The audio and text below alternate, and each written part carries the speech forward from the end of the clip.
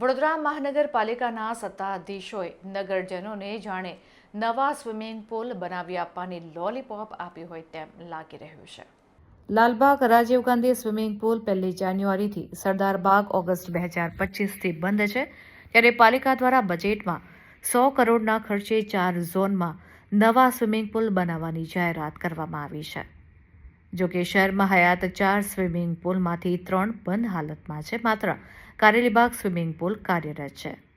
ઉનાળાની શરૂઆત થવાની છે ત્યારે શહેરના સ્વિમિંગ પૂલ બંધ હાલતમાં છે। પાલિકા સંચાલિત 4 જેટલા સ્વિમિંગ પૂલ આવેલા છે, જેમાંથી સૌથી જૂનો લાલબાગ, સરદાર બાગ, રાજીવ ગાંધી અને કારેલીબાગ સ્વિમિંગ પૂલ આવેલા છે। એક તરફ 4 નવા સ્વિમિંગ પૂલ બનાવવાની જાહેરાત કરવામાં આવી છે, પરંતુ જે હયાત સ્વિમિંગ પૂલો છે તેની જ યોગ્ય જાળવણી કરવામાં આવી રહી નથી અને બજેટમાં 100 કરોડના ખર્ચે નવા 4 સ્વિમિંગ પૂલ બનાવવાની જાહેરાત કરીને નગરજનોને ઊંધા ચશ્મા પહેરાવવાની લોલીપોપ આપવામાં આવી છે।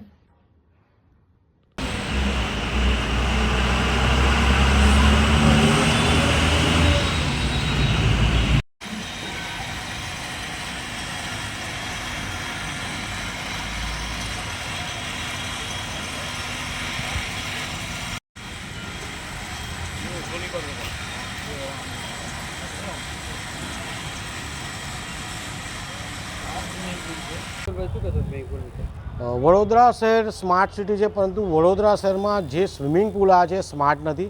જોવા જઈએ તો વડોદરા શહેરમાં 4 સ્વિમિંગ પૂલ છે, તેમાંથી 3 બંધ છે, એક ચાલુ હાલતમાં છે। હવે જોવા જઈએ તો જે તે હરણી બોટકાંડ થયો ત્યારે જણાવવામાં આવ્યું કે 10 રૂપિયામાં બાળકોને પણ સ્વિમિંગ કરાવવામાં આવશે, પરંતુ આ સ્વિમિંગ પૂલ બંધ છે તો બાળકો પણ ક્યાં સ્વિમિંગ કરશે? બીજી બાજુ જોવા જઈએ તો આજીવન સભ્યો પણ છે, જે આજીવન સભ્યો પણ આ સ્વિમિંગ પૂલ બંધ રહેવાના કારણે સ્વિમિંગ કરી શકવા નથી।